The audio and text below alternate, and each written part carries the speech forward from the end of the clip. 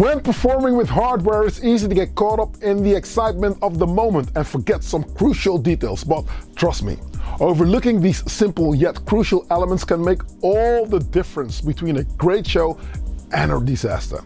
In this video, I'll share with you my top 5 things that beginners often forget when performing with hardware and how to avoid them. I'll also show you on my hardware setup how we can fix that and how you can avoid some of these things.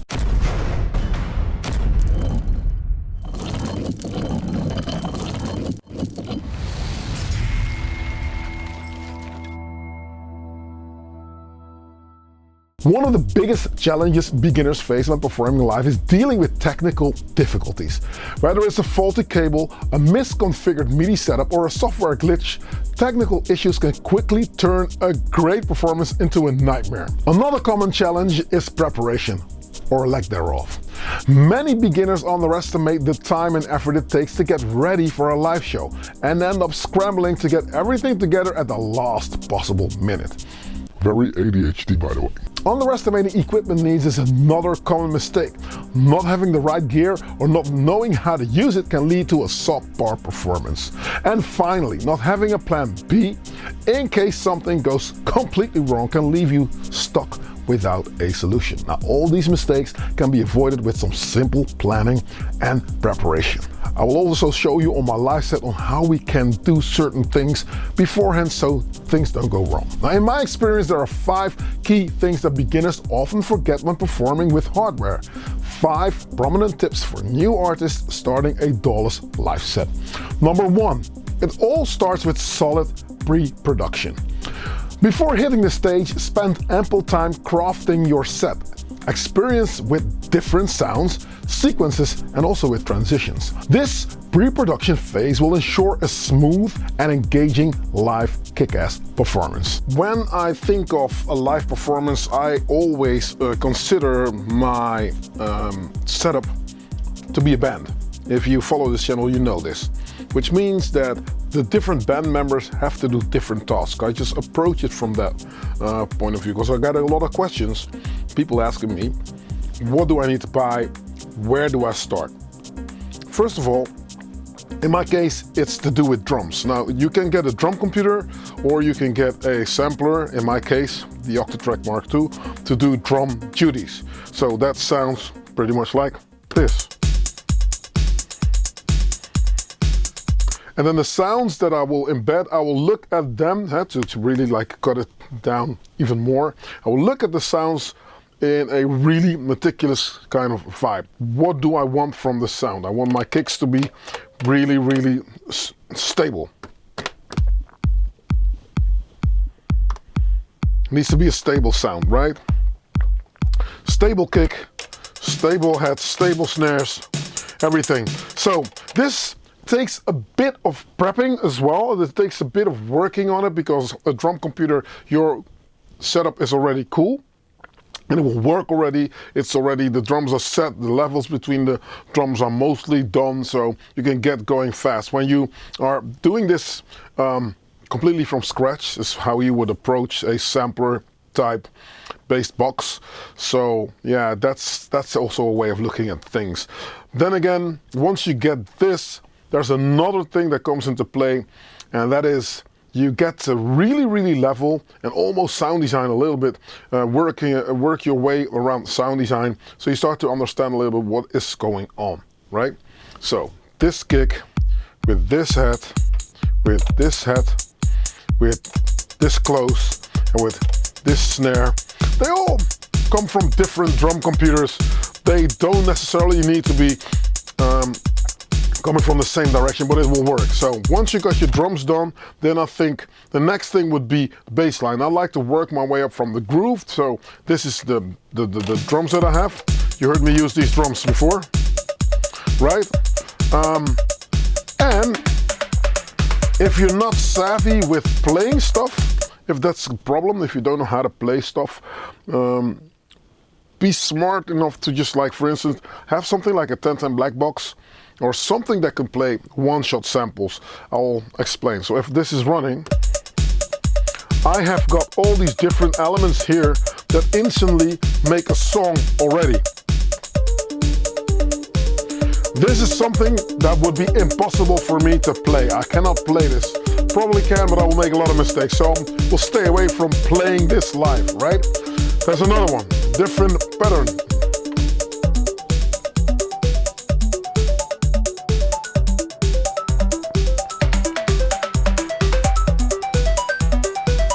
A different pattern again. One, two, 1, 2, 3.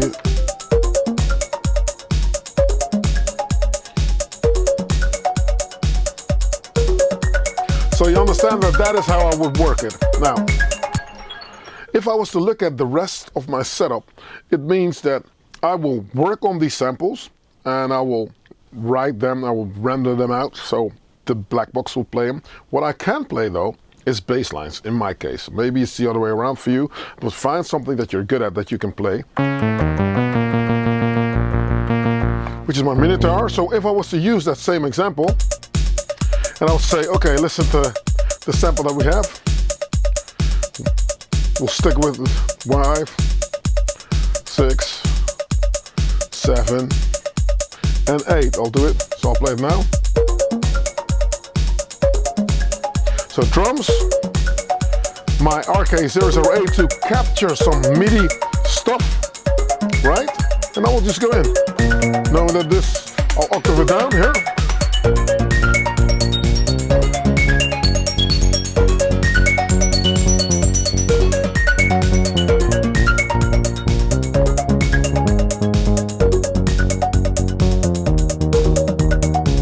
And there you go. So you can instantly now place something underneath or just keep it stationary.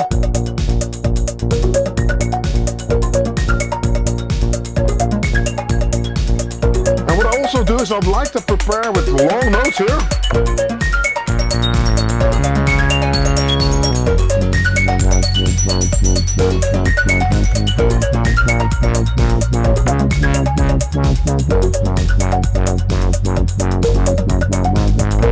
So you understand?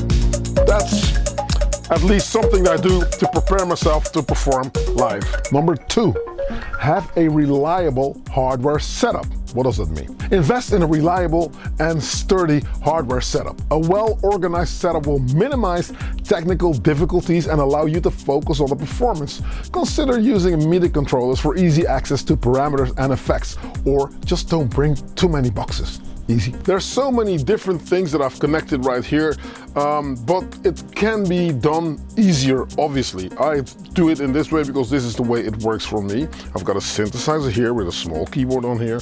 I've got a synthesizer here with no keyboard on here. I've got a keyboard here with a synthesizer here with keys. I've got a thing with keys that's not a synthesizer. And I've got another synthesizer with no keys. Now, the way I've done it is different elements in my band do different things. There's controllers here that I can use to just like address the different machines. As this comes with, I could have just gone for the Minilogue XD without the key version, but yeah, sometimes I use this, sometimes I use something else. In the end of the day though, how can you make it reliable? Make it reliable by not connecting too much stuff to one another. So this could easily, the Octatrack Mark II can easily be connected to the Minotaur, and this could be a nice setup. You can even route the sound through the Octatrack, and then it's something that's concise to school and will work. Once you get going, once you get a little bit more experienced, that's when you experiment with doing more stuff. Because in my case now, here's a sound, here's a sound, and here's a sound. It's all the same synthesizer. But in the end of the day, I don't think that the MIDI sequencer on the Octatrack is where I really would like it to go. For instance,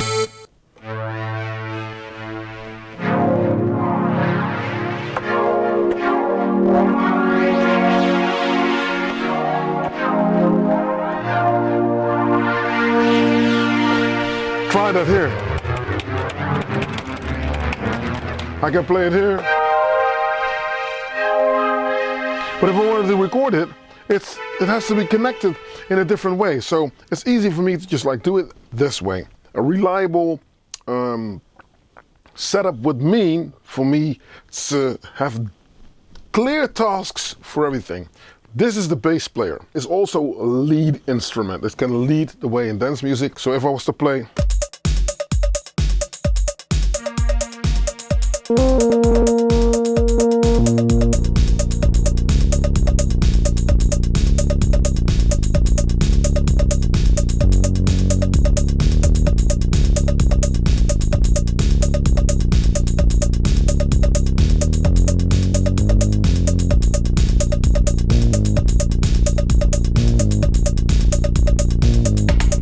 you can clearly hear that now my bass line is doing everything.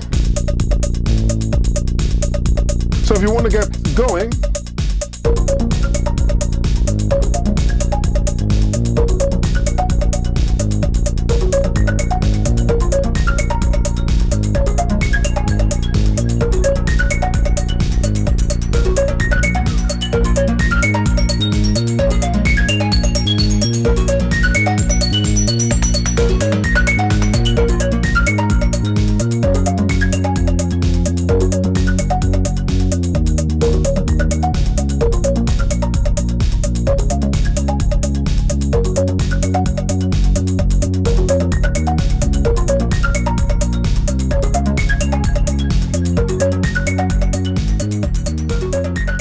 number 3, sound check mastery. So you're up on stage, you're performing.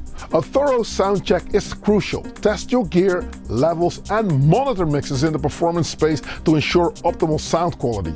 And importantly, this will help you to adapt to different acoustic environments. When I get to a club and I'm playing this groove, say for instance,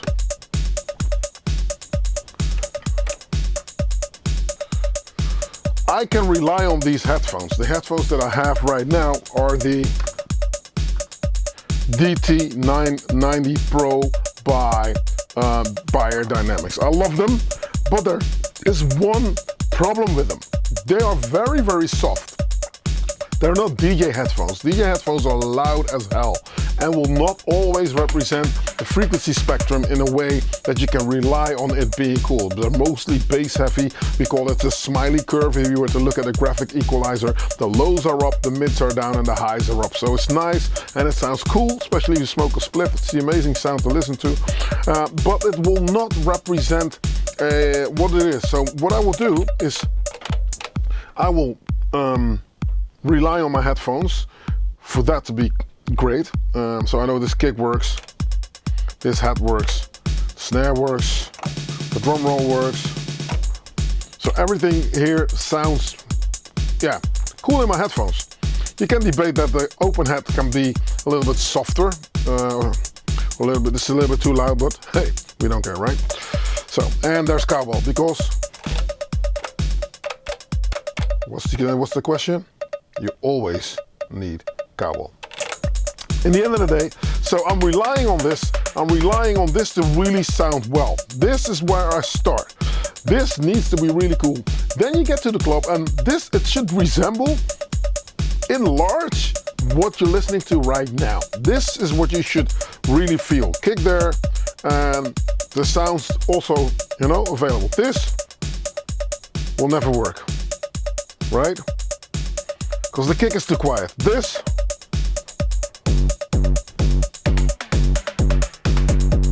will also not work. Mind you, it's very clear to hear right now, but the amount of times that I get into the DJ box with drunk performers cranking the sound and everything is illuminated, that doesn't work. So get a nice balance. I am deliberately picking up on my desk to make sure that it, you know, gives a little bit of an attitude, because if I was to turn this down,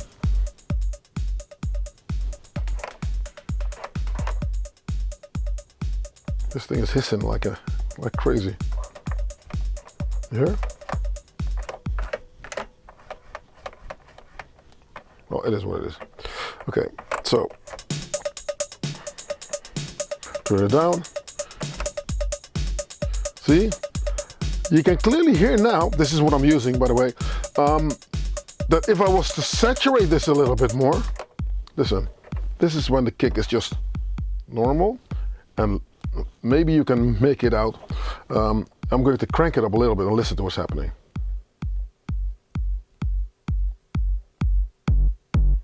This is over the top. Here it does a little bit of a analog compression thing because I'm squeezing the channel. So it's nice and neat. But this is what I want. Unfortunately, I have to crank this with a little bit more advanced desk. That saturation is already embedded there, but not on this desk, so no problem. So that's why this light keeps blinking. Mind you, blinking is cool, illuminated, not so much. And then I'll add the top loops to it, right? And obviously, if you want to have your sound check complete, the kick drum, it comes out of my different outputs on the Octatrack. So also spread out your drums if you can. Don't spread them out too much, because if you're not accustomed to mixing your sounds, that's also where you're going to have the pitfall. Or leave it up to the sound tech. They know how to help you out. That's pretty much what I would tell you. Get the drums going, then once you get that going, rely on the bass line. Your bass line here.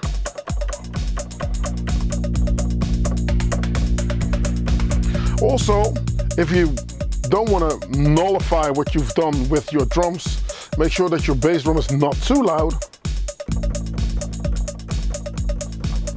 Or shorten the nose.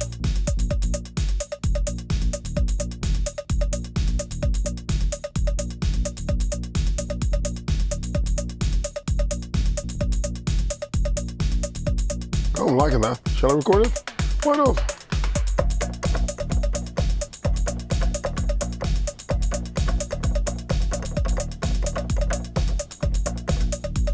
Oh, nice. See, happy accident. I didn't think of it, I just played it. And then you listen to, how is this working? How does it work? Does it work for me? Yes. Okay, and then you add more stuff to it. But if you give this to a sound tech, they know exactly what's happening. And mind you though, this dance music, right? So once you got this going, what else would you need really? You're not going to play another bass line and another bass line. So yeah, focus on the next thing. Number 4. Open door, but it's that. Rehearsal, rehearsal, rehearsal, rehearsal. Practice makes perfect. That's what your granny used to say. Rehearse your set multiple times to solidify your performance and identify potential issues. Consider recording rehearsals to analyze your performance and make improvements. Practice, practice, practice, rehearse, rehearse, rehearse. Do that all the time, you know? So, we're here again. Try different things. You know, what can I do with this? Thinking of it. Now, I've already given myself options to do different things with a drum roll here. And mind you, I'm going for that 80s vibe. Because if I was to just like take the reverb off the snare, it becomes a different track. Listen. Same goes if I take the reverb off the bass.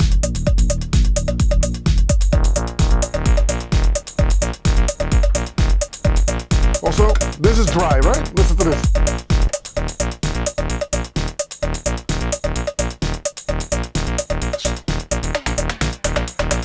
Delay. Reverb.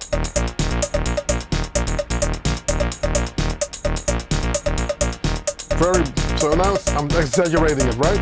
Reverb on the snare, follow it.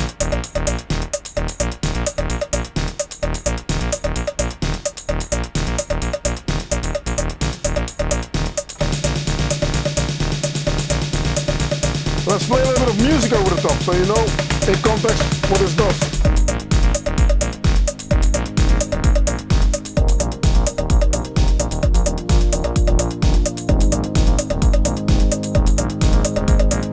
Notes are too short.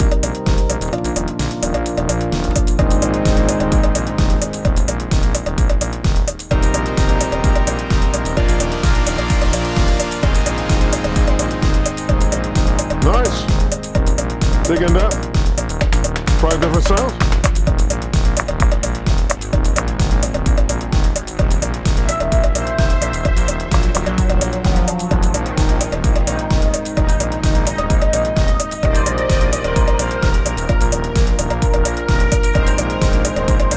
Very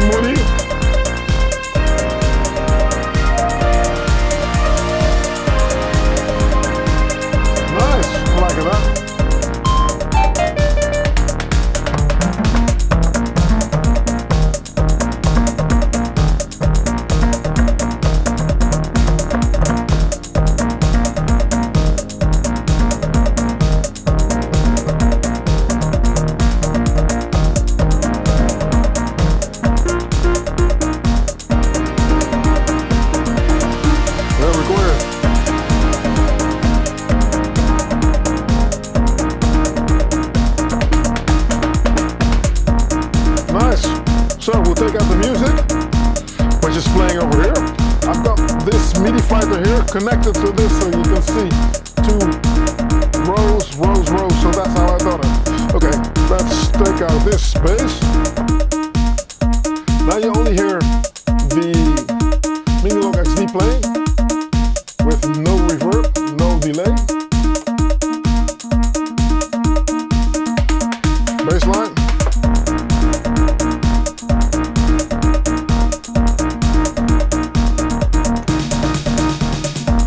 And that's how I think, okay, now I can do different things. So I can play something here. I'm muting the tracks, by the way, so you can see how the RK8 works, right? This is taking care of different things. Switch.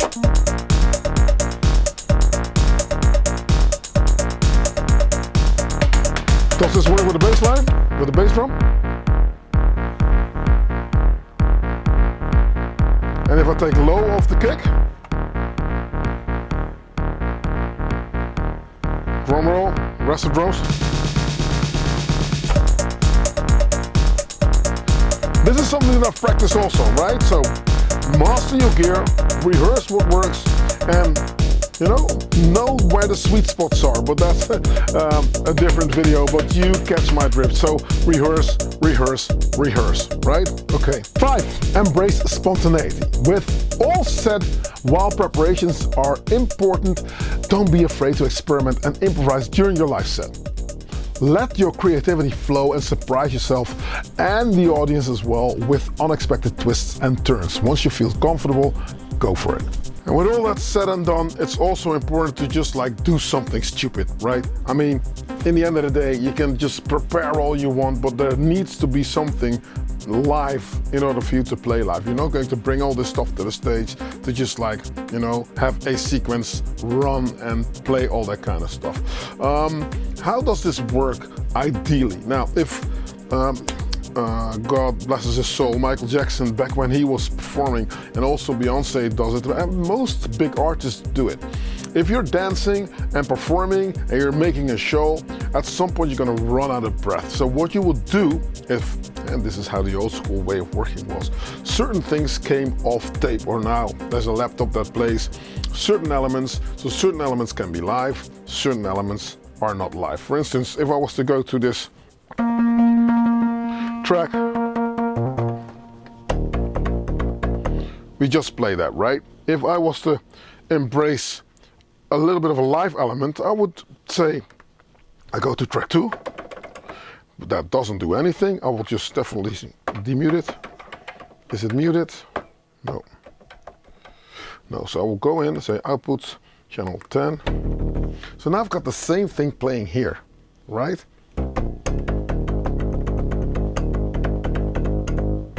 Although it's pitched,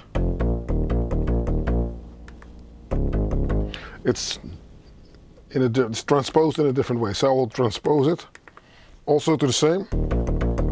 Track 1, track 2. But I've only recorded something on track 1. Listen.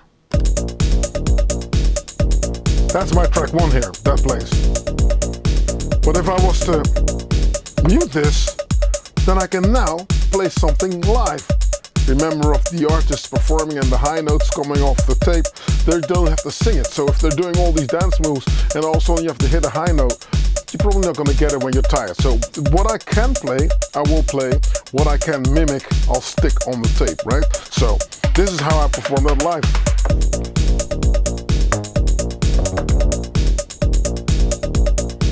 For instance, right? So, and then this little thing that's playing on the black box, I will mute this and then I'll play something else.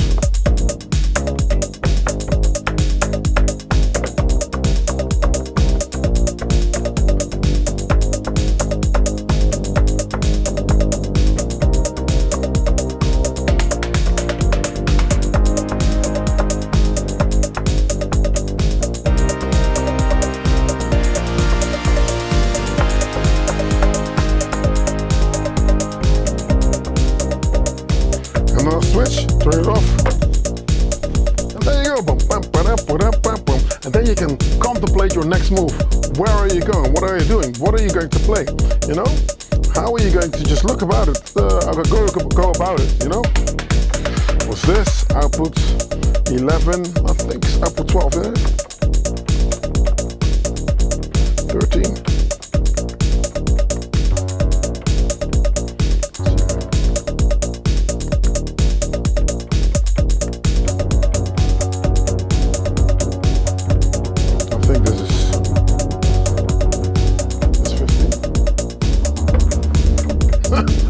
Where my sins are.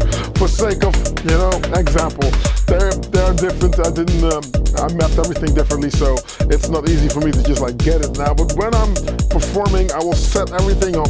This is a certain MIDI channel, certain MIDI channel, certain MIDI channel, and then I set it on my MIDI sequence so I know how to address it when I'm performing live, right? And then, yeah, like I said, go to track 2 here, knowing that that's also going to be my MIDI guitar. 1, 2, 3.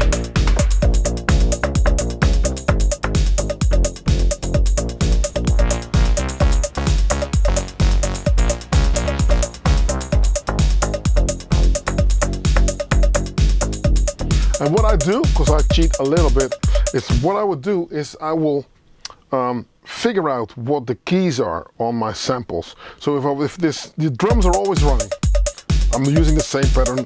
Obviously, I can space that out to be different drums as well, or a different variation of the same thing. I stick in a bank, different drum sounds, go to a different bank, and then there's, see, bank A. I've got all these things filled up, so I've got 16 banks of all different drums. Don't believe me? Yeah, listen to this. Bank 1. Now we're gonna go to the first bank. You'll hear it switch to this. See, this is a completely different thing. Bank 2, pattern 1. Now it's going to go to a different one. 1, 2, 1, 2, 3. Don't see? There's another one. So that's how I set this up, so that I don't have to think on, okay, where do I need to go? You can MIDI map it away so that everything does everything, so you go to a different pattern and everything switches. I just want my drums to switch, and then I'll just take off the drums, change the sound, bring it in. It's more live, you know? Well, I remember a show I did a few years ago where everything that could go wrong went wrong. My MPC crashed, my controller stopped responding, and it's what I now call the ghost in the machine syndrome. Was a disaster. But the worst part, it could have all been avoided if I had just taken the time to prepare properly. I did not test my setup thoroughly beforehand, and I didn't, this is stupid, I didn't bring a backup plan, and I didn't bring the right tools to fix the problems as they arose. So it was a hard lesson to learn, but it taught me the importance of being prepared. Since then, I've made sure to check and double check and triple check my equipment, test my setup beforehand, and have a plan B in case something, and it will, goes wrong. There you go. In this video, I've covered the 5 things that beginners often forget when performing live with hardware. By remembering to check your equipment, have a backup plan, test your setup, label your cables, and bring essential tools too, you can avoid common mistakes and ensure for a great kick-ass show. Now, thanks for watching. Don't forget to check out my other videos on performance tips. There are a lot on the channel. If you have had a similar experience where something went wrong during a performance, share it with me in the comments below. I'd love to hear about it. And do not forget to click subscribe, and there's more content on performing live and making music with hardware. Now, if you made it this far into the video, you certainly are an absolute superstar. Thank you for watching. My name is Analog Kitchen. If this is your first time here, welcome. Click subscribe, share it around, tell everybody. Thank you very much. I'm off. Catch you on another video. Peace.